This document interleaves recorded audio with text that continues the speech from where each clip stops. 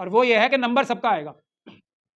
ये ध्यान रखें, अमित शाह जी और मोदी जी की किताब में नंबर सबका आएगा, वरना ये देश बर्बादी के कगार पे है। जो बहुत सारी ऐसी चीजें होती हैं, बहुत सारे ऐसे विषय आ जाते हैं जो कि पूरे देश को एकदम हिला देते हैं। अभी अजीत पवार साहब का भी हेलीकॉप्टर जो है क्रैश हो गया और वो मृत्यु को प्राप्त हो गए।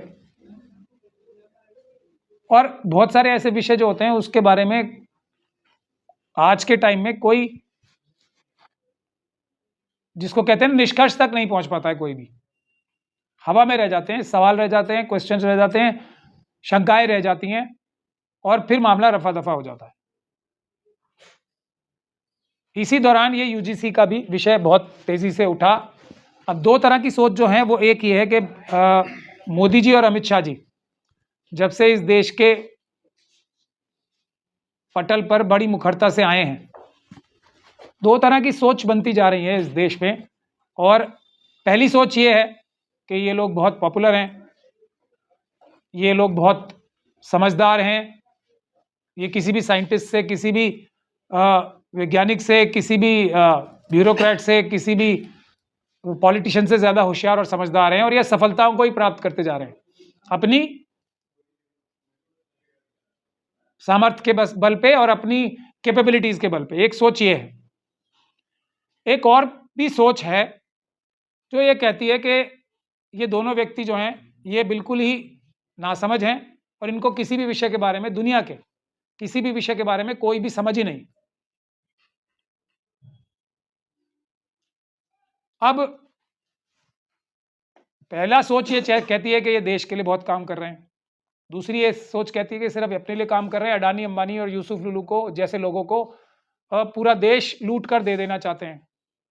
पिछले कुछ सालों से पहली वाली सोच के लोग जो मोदी जी और अमित शाह जी को और आरएसएस के इनके जो सपोर्टर्स हैं उनको बहुत ज़्यादा समझदार और विद्वान मानते हैं, उनकी संख्या निरंतर कम होती जा रही है। और देश के अगर पॉपुलेशन के परिप्रेक्ष्य में देखा जाए तो आज की तारीख में उनकी संख्या नगण्य हो गई है। ऐसे लोगों की रह गई है जो किसी ना किसी तरीके से अमित शाह जी और मोदी जी के जो भी क्रियाकलाप रहते हैं, जो कार्य रहते हैं, उनसे डायरेक्ट बेनिफिशियरी रहते हैं। उनको कुछ ना कुछ डायरेक्ट फायदा मिलता है, चाहे वो किसी पद पे जाने का मिला हो, किसी ने पैसे बहुत ज्यादा कमा लिए हो। इस प्रकार के लोगों को छोड़ के ऐसे कोई भी व्यक्ति नहीं बचा है जो दूसरी सोच का नहीं होता जा रहा है पूरे देश में,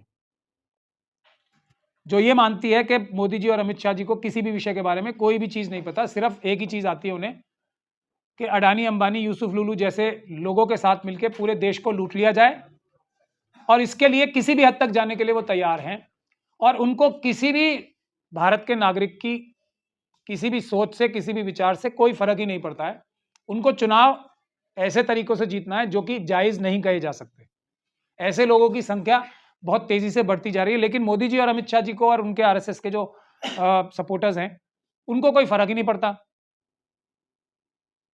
अब इसका एक ही कारण है कि चुनाव वो ईमानदारी से नहीं जीतते। मैं फिर अपनी उसी बात पे आता हूं जिसमें मैं हमेशा बोलता हूं कि ये किसी से भी नहीं डरते हैं। क्यों? क्योंकि वोट तो इन्हें ईवीएम से मिलने हैं। अब ईवीएम से मिलते हैं, इस बात को छुपाने के लिए बहाने हर कुछ दिन बाद नए नए ये तलाशते रहते हैं।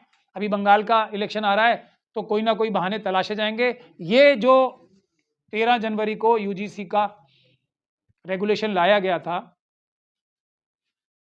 ये सिर्फ उसी बहाने को तलाशने के लिए लाया गया था, क्योंकि ममता बनर्जी साहिबा थोड़ी जुझारू हैं और वो इनसे लड़ने के लिए तैयार बैठी हैं कमर कस के।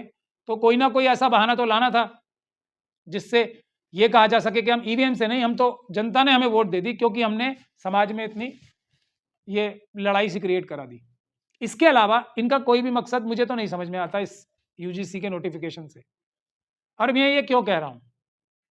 वो मैं इसलिए कह रहा हूं कि क्या SC/ST एक्ट का, जो कि एक बहुत काफी हद तक मजबूत एक्ट कहा जा सकता है, अगर वो सही से इंप्लीमेंट हो जाता तो SC/ST कम्युनिटी के जो लोग हैं उनको काफी राहत मिल जाती। क्या SC/ST एक्ट का जो कानून बना था उसके प्रावधान आज तक भी लागू हुए हैं?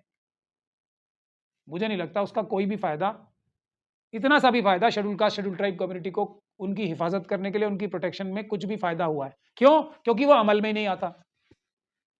हाँ, उनके ऊपर इल्जाम लगाने के लिए बहुत सारे लोगों को मौका जरूर मिल जाता है कि इनके लिए SC/ST एक्ट है, उसका बड़ा दुरुपयोग हो रहा है।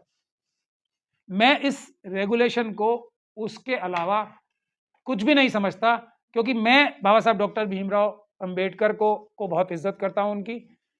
तो उनका एक जो हमेशा कॉन्सेप्ट रहा था कि हमारे हाथ में क्या चीज आई वो होती है इंपॉर्टेंट, कि इस चीज का वादा हुआ, चांद सूरज सितारे, सोना चांदी हीरे जवाहरात, उससे कोई मतलब नहीं, हाथ में क्या चीज आई।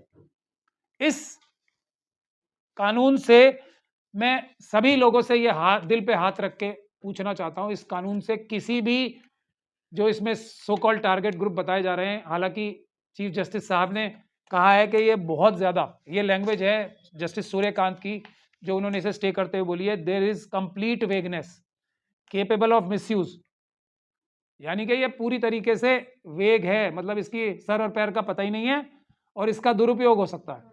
ये चीफ जस्टिस साहब ने बात कही है।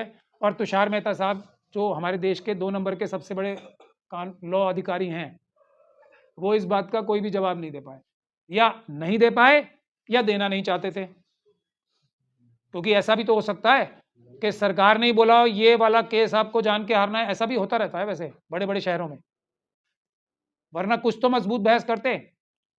चाहे ये वेग ही एक्ट था, बहुत सारे एक्ट वेग हैं, लेकिन कोई बचाने की कोशिश नहीं की गई इसे। एक तरफ एहसान लाद दिया गया किस पर? SC/ST OBC और माइनॉरिटीज, क्योंकि रिलीजन भी लिखा है इसमें, उनके ऊपर भी और दूसरे लोगों के ऊपर भी जो हैंडीकैप्ड भी हैं, उनके ऊपर इतना बड़ा एहसान लाद दिया कि मोदी जी और अमित शाह जी ने आपको एकदम दुनिया के सब चीजें दे दी, UGC ग्रांट कमीशन के थ्रू सब चीज, आप सबके सब अब प्रोफेसर्स, डॉक्टर्स और वैज्ञानिक बन गए। अब आपको कोई रोक ही नहीं सकता। यहां मैं आपको याद दिला दूं, कुछ दिन पहले आप लोगों ने देखा होगा अमित कुमार नाम का एक केस, 2 IIT के बच्चों ने सुसाइड करना बताया जाता था, जिनकी हत्या के इल्जाम लगे थे। उस केस में जो ऑर्डर्स पास हुए थे, पूरे देश के जितने भी हायर एजुकेशन के इंस्टीट्यूट हैं, उसमें बहुत सख्त आदेश सुप्रीम कोर्ट से पास हुए थे। वो केस मैंने ही आर्ग्यू किया था, अभी भी वो चल रहा है। तो उस परिप्रेक्ष्य में भी इसे देखा जा सकता है। जब सुप्रीम कोर्ट के आदेशों के बावजूद कुछ भी न्याय नहीं मिल पा रहा है बच्चों को, आज भी सुसाइड हो रहे हैं रोज, तो इस कानून से क्या कुछ मिल जाता किसी को? कुछ नहीं मिलता। हां, लड़ाई झगड़ा जरूर मिल गया और बहाना मिल गया EVM से चुनाव जीतकर ये कहने का कि हमें इस UGC के उससे मिल गया। एक बात मैं और भी हमेशा कहता हूं सबसे, और वो ये है कि नंबर सबका आएगा। ये ध्यान रखें, अमित शाह जी और मोदी जी की किताब में नंबर सबका आएगा। सिर्फ वो लोग बचेंगे जो अडानी अंबानी यूसुफ लुलू जैसे उनके क्लोज मित्र हैं, जो उनके साथ मिलकर पूरे देश को लूट रहे हैं। नंबर बाकी सबका आना ही है, और ये इस कड़ी में भी देखा जा सकता है।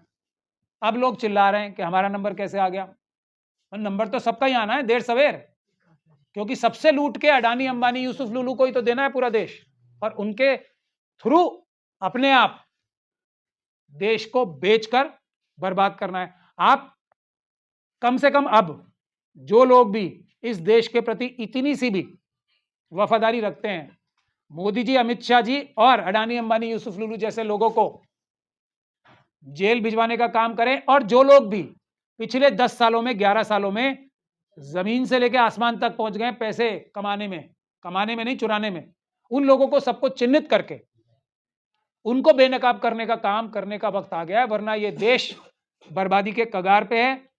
EU के लोग खुद भारत में चल के आ रहे हैं, मोदी जी उसका क्रेडिट लेना चाहेंगे, वो भारत के लिए आ रहे हैं। मोदी जी की जगह कोई भी और प्रधानमंत्री होता तो ये भारत का टाइम है। मैं बार बार बोल रहा हूं, पिछले 10 से 15 साल भारत के ग्रोथ के ऐसे ग्रो करना चाहिए था हमें। मोदी जी क्योंकि प्रधानमंत्री हैं और मोदी जी और अमित शाह जी की सरकार है, इसलिए भारत उठ नहीं पा रहा, बावजूद इसके कि हमारे देश की मेहनती जनता जो है ना, इतनी मेहनत करके देश को अमीर और मजबूत बनाने के लिए पूरी ताकत लगा रही है। मोदी जी और अमित शाह जी वो सब पैसा लूटकर अपने दोस्तों के पास जमा करवा रहे हैं, जिसका वो दुरुपयोग कर सके।